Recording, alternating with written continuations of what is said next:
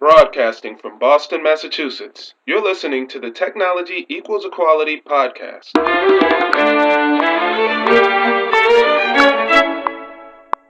Welcome back to the Technology Equals Equality podcast. I'm your host, Lori Brooks, and this is episode 32.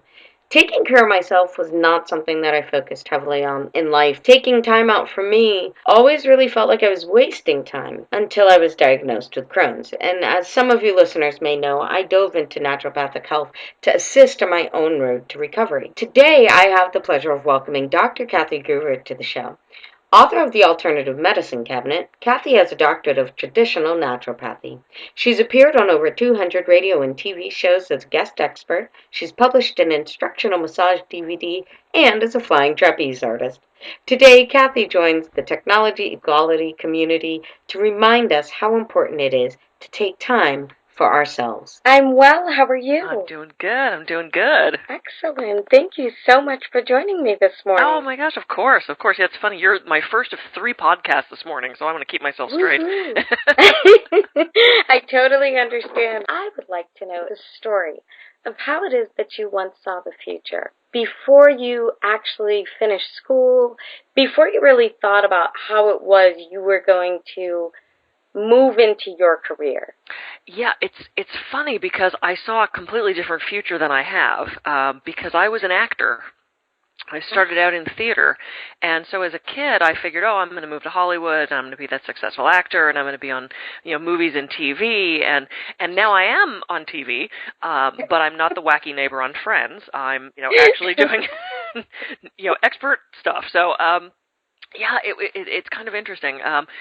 The acting has served me incredibly well because every time I step in front of people to do a workshop or a lecture, it's a performance to me, and I want to make it fun, and I want to make it funny and engaging. And when I'm doing radio shows or podcasts or TV guest spots or my own TV show, my first book was turned into a TV series, which is going to start airing soon. So.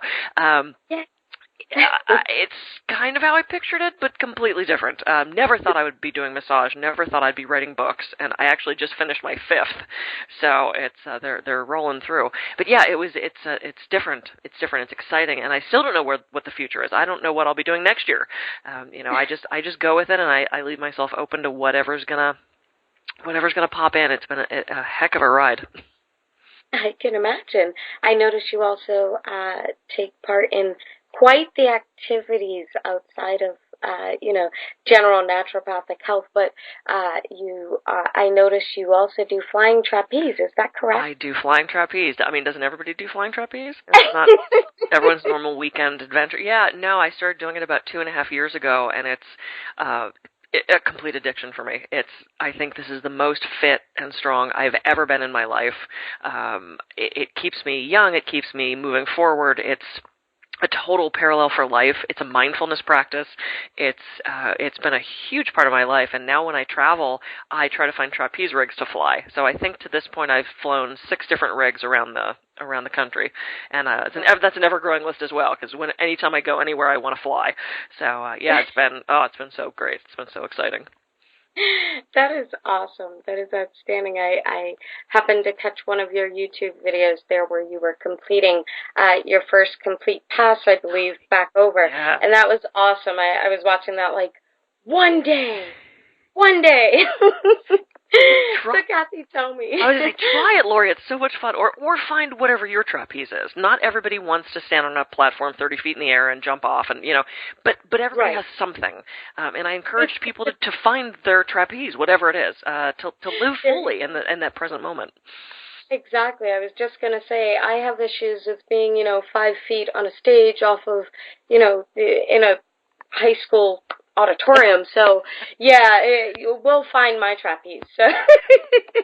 But, Kathy, what were some of the first steps that you decided to take? What was it that propelled you into naturopathic health? What was it that, kind of shifted that goal of becoming an actress and kind of getting into the theater world? Yeah, it was a multi-level shift. The first of which was my mom passed away of cancer when I was 18. And so a lot of people look at that and go, "Oh, well, that's why you do this."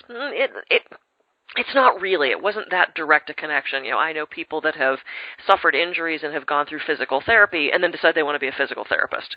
There's a clear progression there.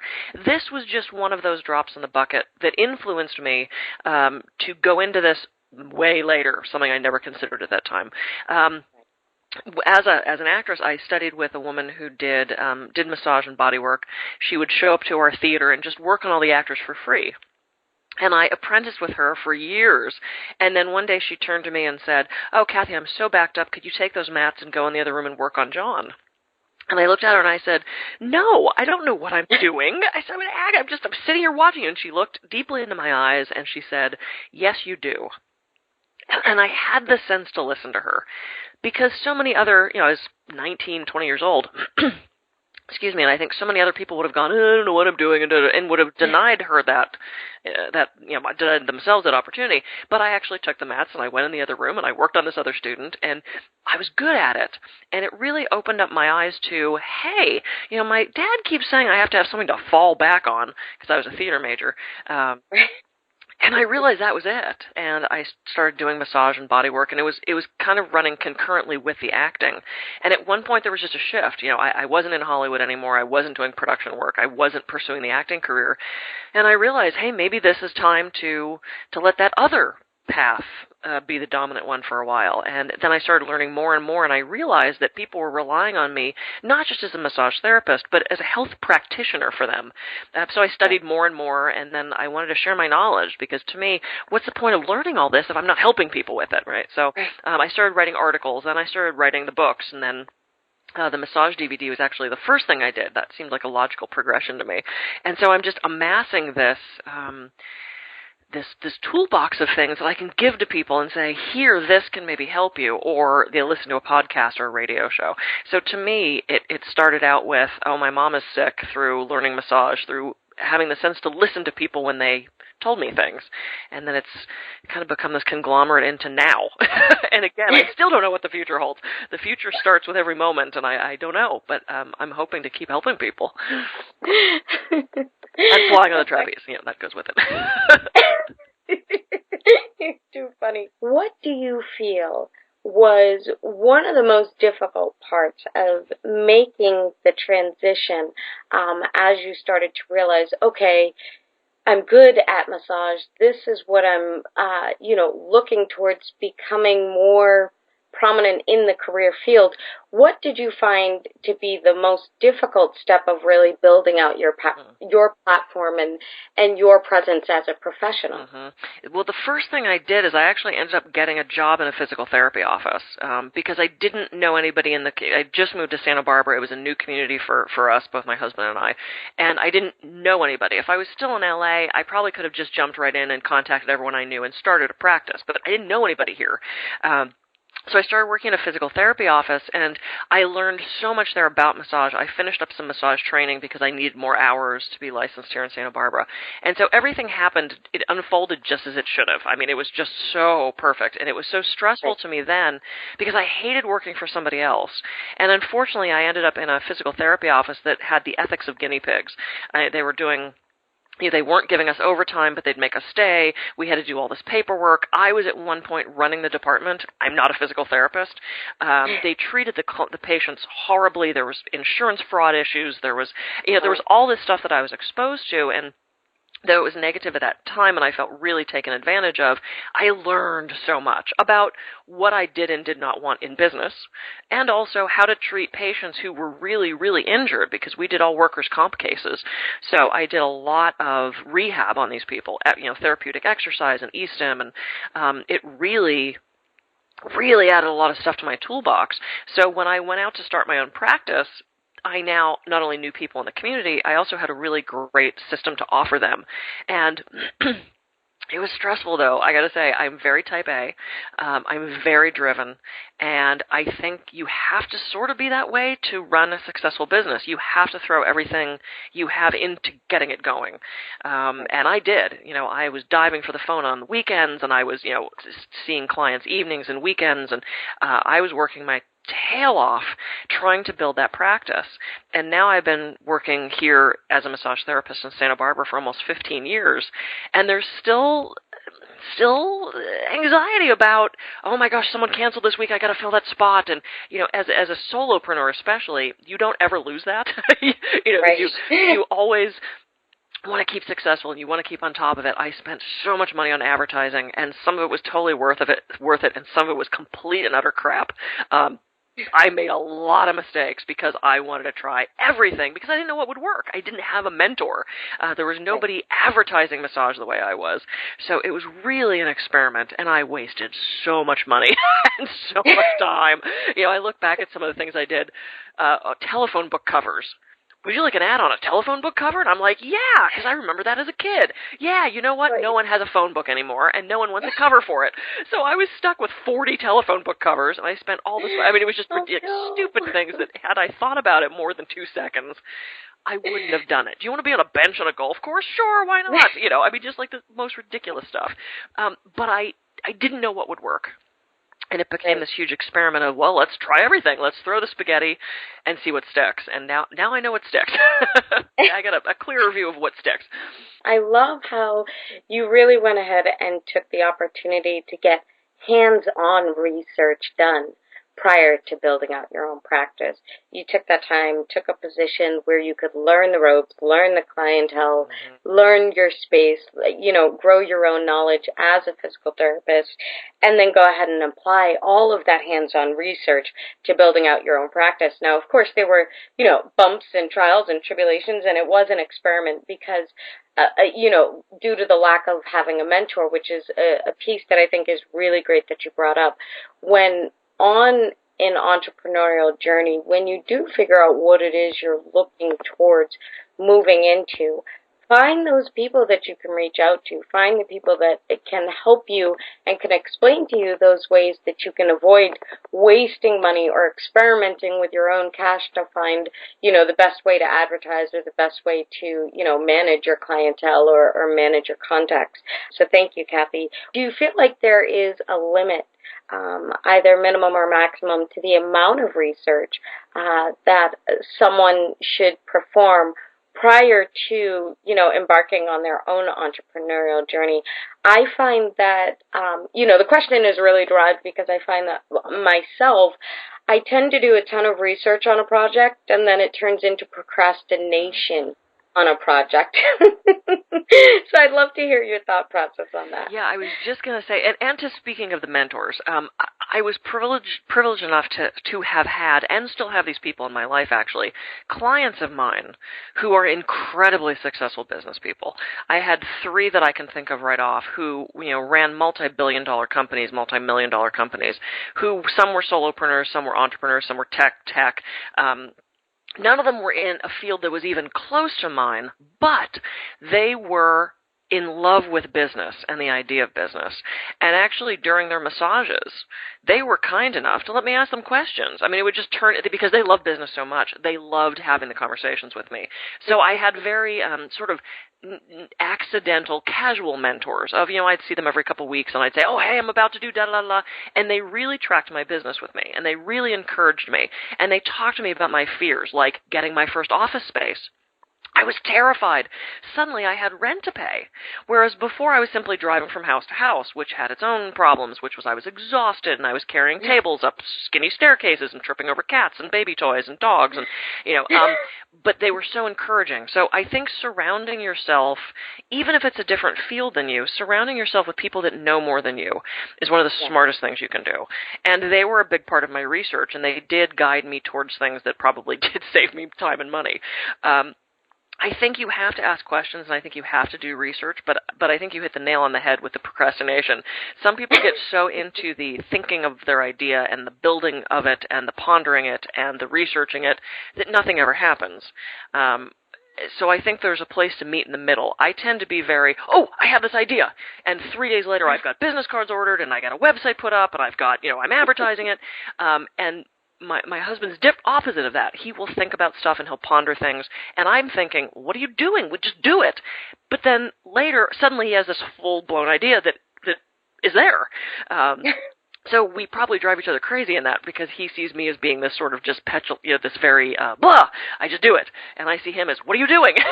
So we both get a lot of stuff done. We just do it differently, and it's kind of funny because we just approach it differently. But I think you do have to watch the, I've been thinking about this book for 6 years. It's like, okay, then write the book. I have so many people. Oh, I'd love to write a book, but they've never put a word down on paper. So that means either you don't really want to write a book, or you do and you're terrified, which I totally get. And it's an overwhelming task, having written 5 of them, I know. But you have to at least get a word on a page. Right. And it can start with the littlest thing, and that's where I love breaking things down into smaller steps. Because if you say, I'm going to write a book today, oh my God, how do you even do that? That's a daunting task. Well, how about you write the first paragraph of the first chapter today? That's a doable step. That's, 300 words? That's better than 50,000 words. So, taking those small steps and researching it and thinking about it, but also taking action is really, really important. Certainly. Definitely. And I love what you were explaining, the difference between yourself and your husband and how you approach your ideas and how you tend to go for it once you come up with the idea, and where your husband does more like I do, like I think about it and I debate on it and the ups and downs, and I research and I look at different areas, and then I find that I'm not getting very far. But, what do you think is one of the most important things? And I know you love to get the ideas out there, but what do you feel like is one of those things that you really do take into consideration before you put anything at all out there? Yeah, I want to know, I think I kind of do it backwards. I don't think about return on investment first. And I know most people in business, their first thought is this going to make me money? And I think that's an important question to ask. And I want to make money, and we all deserve to make money, not to the expense of taking advantage of people or hurting people or not providing a good service or product. But that's not my first thought. My first thought is there going to be a benefit to my audience from this? I do a lot of radio shows totally for free. I do a lot of podcasts totally for free. I do things that, like I said, this is my first of 3 today, so that's like basically 2.5 hours where it's not an income maker for me. But I get to share my knowledge with people, and I enjoy doing it, and it keeps me sharp and fresh and communicating, and it's fun for me. So if I looked at everything from, oh, well, I'm not making any money from that, I wouldn't be doing probably the majority of things that I'm doing. But I want to provide that knowledge. And when I get an email the other day saying, thank you so much for reminding me to love myself, I really needed to hear that today. And she had listened to a podcast that I had done. I don't know what state she was in. I don't know. I can take it to an extreme and say, maybe she was suicidal that day. Maybe she was going to hurt herself in some way. Maybe she was so depressed she was going to... I don't know what her story was. But getting an email like that was my pay for that podcast. And I know I touch people and I help people, and that's why I do so much stuff. So to me, my first question is this going to help somebody? And then I go, hey, if I could make money at that, that'd be awesome. And I know a lot of people look at it the other way, and maybe I should be more ROI focused on it. I haven't moved into that yet, and I'm the massage and my consulting and the speaking, that pays me in a way that it allows me to sit here with you and do this and help people, pass on information. No, I agree 100%, Kathy. I think so many episodes and so many entrepreneurs that I've spoken with, the first thing that, is suggested to a newbie or, someone who's looking at, a business idea that they might have is to really focus on the budget or how the funds are set aside or the cash flow that they might have. Mm-hmm. But to really focus and pay attention to whether or not this is something that you're enjoying, really love doing, and just really want to make sure that you're helping other people and that there's a service that you're providing that's something that people really honestly need help with before you do anything else is probably the most important first step. And I agree 100%.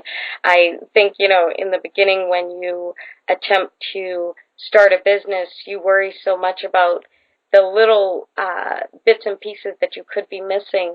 But I think the bigger picture is what a lot of people tend to miss in the grand scheme, is making sure that you're going into it because this is what you enjoy and you absolutely are passionate about doing. So thank you, Kathy. Yeah, and speaking of passion, well, I was going to say, let me just throw one more thing in on that. There's something that I learned when I was doing my hypnotherapy training called the mental bank. And it's basically an exercise where you keep a bank account statement like you would for your bank account, but it's your mental bank. And you put things in your mental bank that provide you currency, but not just financial currency. It feeds you emotionally, physically, spiritually. It's good for you as a being. And so I get mental bank dollars for doing this show with you, for doing the next show I'm about to do, for doing trapeze, for taking time to rest. I get extra money in my bank account for taking a bath. That doesn't provide me money, but it provides something that is feeding me. It is providing me with an emotional, spiritual, mental currency that is furthering my purpose on this planet, my purpose in this world. And I think people forget that, oh, well, I can't miss that appointment to go to the gym. It's like, but going to the gym is important, and taking a nap is important, or whatever you need to feed yourself. And I think so often in the society we overlook those things. We don't give ourselves credit for that because it doesn't provide us money in that hour. And I think we have to refocus that. I was like that for the longest time. I would not miss a client to go do anything, but now I make sure I schedule in dance class for myself because that feeds me. And I schedule in my own massages and a pedicure here and there. And maybe I will take a night and lounge in the bathtub. Those propel me forward, not financially, but it does in a way because it keeps me fresh and it keeps me healthy and alert. So I think we have to remember we're a whole being, and it's not just about how much physical money we're putting in our bank account. Certainly. I absolutely love that, Kathy, the mental bank. I 100% need to open one myself. I will have a bank account this afternoon, and hopefully the entire audience took note of that. The mental bank, that is an awesome idea, Kathy, to make sure that it's just a quick trick to kind of keep it fresh in your memory that you should be feeding that bank account much like you do your regular bank account. Yep. And you should be taking that time out for you. It's so great. I mean, there's a whole way of setting it up, and it actually does. I have found that I've gotten more opportunities, and the things that I really dreamt of doing started to come to fruition when I started doing this. It comes with that, you do it with affirmations, right. And I mean, there's a whole system to it. But that was just the overview. I think it's just mentalbank.com or the Mental Bank. If you search that, you can find it. There's a whole program that goes with it. Awesome. I certainly will link to that through the show notes page. That is excellent. So thank you. Mm-hmm. And again, we're going to jump back to favorites because I know you happen to have a favorite. I would absolutely love to hear all about magnesium because I think it's really important for the audience to hear about it as well. So please share with me when it was that this became your favorite mineral and why. Well, because we all have to have a favorite mineral. Nutrition, I know the basics of nutrition. It was never a huge part of my practice because I'm not a nutritionist. So I would say things like, let's cut out the soda, let's add a vitamin and mineral supplement, let's, cut out the MSG and the artificial sweetener, and, it was very basic stuff. And I studied with two just like gurus in the nutrition world. And one of them said, magnesium is my favorite mineral. And I heard him say that, and I'm thinking, why do you have a favorite, who's a favorite mineral? And then he had a whole song about magnesium. He brought his guitar and he had this whole song. It was hysterical. And I'm listening to this, and he spent an hour talking about just magnesium, and I was captivated. It was just such a good talk. Magnesium is good for muscle cramps, menstrual cramps, headaches, constipation, mood and sleep issues. And I thought, oh my God, that's like everybody I know. Who doesn't have one or more of those things going on? And so I really started reading about magnesium. I'm one of the experts on the Magnesium Council. I do a lot of writing for them and some radio shows for them. I love magnesium. It helps with everything. And there have been times where I've had either really bad muscle pain after too much dance class or whatever. I pop 500 milligrams of magnesium and my muscles relax. I had a rib. I used to be very prone to ribs going out. My ribs would sublux, and I would have this. It really felt like you were being stabbed right under your shoulder blade. Horrible feeling. And I'd have to go to the chiropractor, and he'd put it back, but the muscles would be in spasm. I had that happen on a weekend. Of course. I was in so much pain I couldn't get off the floor. And I remember John, the doctor who I studied with, saying, if it spasms, take magnesium. And I thought, well, I'm going to test this out. So I took 100 milligrams of magnesium. Okay, I do not recommend this. That was way too much because magnesium relaxes smooth muscle. Well, guess what's smooth muscle? Your colon. So my back unspasmed, but so did everything else in my body. And I found myself spending the rest of the afternoon in the bathroom, very embarrassingly, and very going, what did I eat? Oh, the magnesium. Oh, that's right, it is good for constipation. Well, that worked. I have no problem making fun of myself with that because I make mistakes so that others won't. Do not take 1,000 milligrams of magnesium, and I'm not a doctor, so I can't give you dosages anyway. But it's so helpful for so many things, and for the sleep as well. Some people pair it with calcium. You don't have to. Most of us are deficient in magnesium because our soils are depleted. The factory farming and the commercial farming is just stripping our soil of its nutrients. So I think we should definitely add in a vitamin and mineral supplement, and I absolutely recommend extra magnesium too, but not too much. Unless you're constipated, and then go for it. You're too funny. When I happen to see the real clip, and you were mentioning that magnesium was your favorite supplement, and I'm saying, that is interesting. So I started looking it up, and I'm reading through the list, and I'm saying, there's so many different uses. So that's why I said to myself, I have to have you just mention to me why it was that it became your favorite, and how did that come about? Yeah. Because, no, I had never heard that anyone had a favorite mineral prior to the reel. That was just very cute. So thank you for sharing that. Sure. I do appreciate it. But Kathy, you help a lot of people make enormous changes in life on a regular basis. Well, I would love the opportunity to help you. Our show is really designed to help entrepreneurs come up with ideas for a new business that they may not have had, any thought of in an industry that they're unfamiliar with. So I'd love to know, if you had a magic wand and could change anything at all in your business, what would it be and why? I would like to do more speaking because I love doing it. It's so much fun for me, and I'm starting to get more and more speaking engagements, and a lot of them are starting to pay or paying, which I love. And if I could do more of that, if I could reach more people live and in person, go into more corporations, go into workshops and health fairs, and I would love that. That would be phenomenal. Of course, we always want to sell more books, again, because of the financial aspect, but also to get it in the hands of people.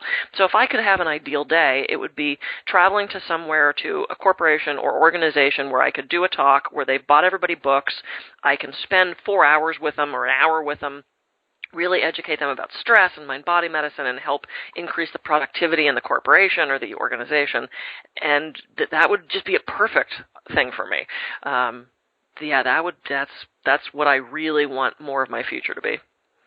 Awesome. Well, hopefully we'll add this one as one more speaking engagement for the year, and we will look around, and hopefully our audience has other podcasts and things, and they will reach out so that we can get more speaking engagements going. Kathy, please share the best way for our listeners to find you. Yeah, absolutely. The best thing is my website that you mentioned, thealternativeMedicineCabinet.com. You can sign up for my newsletter there. It's free. There's some videos on there. There's lots of free resources. My books are all there. Journey of Healing, which is my latest, is going to be out in August, and you can pre-order that now, and I'll ship it the second I have it in my hands. And I'm glad you went to the site. I get so many compliments on just how much info is there, so very excited about that. So again, it's thealternativeMedicineCabinet.com, and you can reach me through there. And don't forget, when you do go to thealternativeMedicineCabinet.com, to check out the I Am at Peace meditation. That happens to be my favorite, Kathy. So thank you for that. There are so many meditations out there that are outstanding, but they're so long, and I don't always have the time, and sometimes you just need that 5 minutes.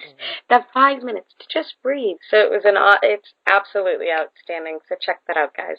Kathy, thank you for joining us. We truly appreciate your time and expertise this morning. Oh, thanks, Lori, for having me. I appreciate it. Kathy, thank you once again for sharing your time and expertise with myself and the audience. We truly appreciate it. Audience, thank you guys for joining me once again for episode number 32.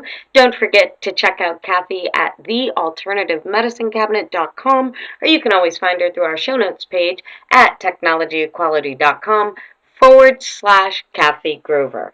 Surround yourself with people who are smarter than you and take action. And until our next episode, when we continue to hear the journey, find the pain, and create solutions, enjoy the week.